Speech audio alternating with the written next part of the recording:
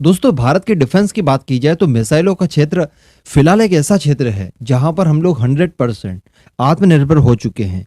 आत्मनिर्भर खुद के लिए ही नहीं हो चुके हैं, बल्कि हम लोग एक्सपोर्ट के लिए भी पूरी तरह से रेडी हैं। रिसेंटली आपने देखा कि फिलीपींस के साथ हमने $375 मिलियन का एक कॉन्ट्रैक्ट साइन किया, जिसके तहत हम लोग 3 बैटरीज ब्रह्मोस की जो एंटी शिप मिसाइलें हैं वो हम लोग उसे एक्सपोर्ट करने जा रहे हैं। ऐसी परिस्थिति में कहा जा सकता है कि भारत आने वाले समय में मिसाइलों के क्षेत्र में एटलीस्ट बहुत आगे जा सकता है, लंबा चौड़ा इनका एक्सपोर्ट कर सकता है। अब इन्हीं सबसे संबंधित कुछ चीजें निकलकर सामने आई है। दरअसल आप जानते होंगे कि Bharat surface to surface, surface to air, air to air, sea to sea लगभग सभी तरह की मिसाइलें डेवलप कर चुका है और सारी की सारी वर्ल्ड क्लास है। फिर बात की जाए हमारी ब्रह्मोस की, अस्त्रा की, आकाश एयर डिफेंस सिस्टम की, लगभग सभी की सभी मिसाइलें हमारी वर्ल्ड क्लास है और इनकी अच्छी खासी डिमांड भी है इंटरनेशनली।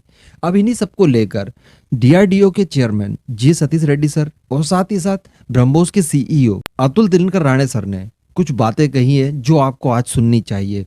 पहले आप सुनिए डीआरडीओ के चेयरमैन जी सतीश रेड्डी सर ने क्या कहा। Honorable Prime Minister has been clearly putting the goals, saying that we should develop very advanced technologies and systems, and we should be exporting a lot to the world. So there are many systems which have been developed, which are having a lot of export potential.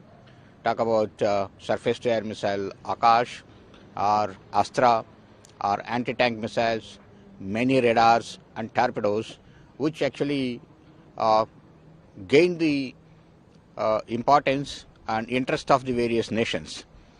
And lot more systems are being developed which are actually in advanced technology in nature, which will be having a lot of export potential.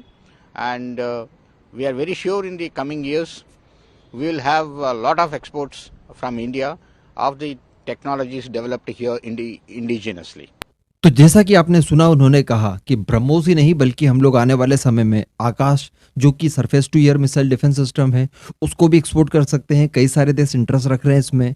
कई सारे हमारे पास टॉर्पिडोज हैं, साथ ही साथ हमारे radar systems, और आगे देखा जाए तो हमारी अस्त्रा मिसाइल्स, जिनकी इंटरनेशनली यकीनन बहुत वैल्यू है और यकीनन आने वाले समय में हम इन्हें बड़ी मात्रा में एक्सपोर्ट करेंगे। क्योंकि मैं आपको बता दूं कि ये सारी मिसाइलों के नाम जो मैंने आपको बताया अभी, इस तरह की मिसाइलों की एक्चुअली कमी है दुनिया भर के अंदर। हर कोई देश इस तरह की शानदार मिसाइलें नहीं बना पाता है। तो यकीनन आने वाले समय में हम लोग देखेंगे कि इनके तगड़े एक्सपोर्ट हमारी फ्रेंडली कंट्रीज को किए जा रहे हैं। क्योंकि फिलीपींस के आगे नाम आता है वियतनाम का, उसके बाद नाम आता है यूएई, सऊदी अरेबिया, साथ ही साथ इजिप्ट की बात कर लीजिए आप, या फिर बात कर लीजिए आप ग्रीस की। तो इस तरह के कई सारे देश जो भारतीय मिसाइल सिस्टम्स में विश्वास रखते हैं और इन्हें प्रोक्योर करना चाहते हैं। मैं आपको बता दूं कि सारे देश दुनिया के अगर एकदम फ्री हो, कहीं से भी वो हथियार खरीद सकते हैं, किसी भी दूसरे देश का कोई दबाव भारत के ऊपर या उन बायर्स के ऊपर न हो, तो दुनिया के कुल 42 देश हमारी ब्रह्मोस को खरीदना चाहते हैं। अब आप सोचिए कि अगर 42 के 42 देश 2-2, 3-3 बैटरीज भी अगर ब्रह्मोस की खरीद लेते हैं तो ये कितनी ज्यादा हो जाती है। इसी के साथ साथ ब्रह्मोस के जो सीईओ हैं, उन्होंने क्या कहा वो भी आप सुनिए। मेक इन इंडिया और देश में बने डिफेंस इक्विपमेंट के एक्सपोर्ट की बात करते हैं, तो कितना आगे जाते हुए देखते हैं, ये डील कैसे रास्ते खोलती है बाकियों के लिए? जब हम देखेंगे मेक इन इंडिया, ब्रह्मोस तो मेक इन इंडिया के एक उदाहरण है। मेक इन इंडिया में बहुत सारे वेपन सिस्टम्स हैं। ब्रह्मोस तो पहली है जो बाहर विदेश जा रहे हैं एक्सपोर्ट पे। अब दूसरे वेपन सिस्टम्स भी जाएंगे और हम भी कोशिश करेंगे और दूसरे लोग भी कोशिश करेंगे। इंडस्ट्रीज भी है जो बना रहे डिफेंस सिस्टम्स, खुल जाएगा रास्ता अभी।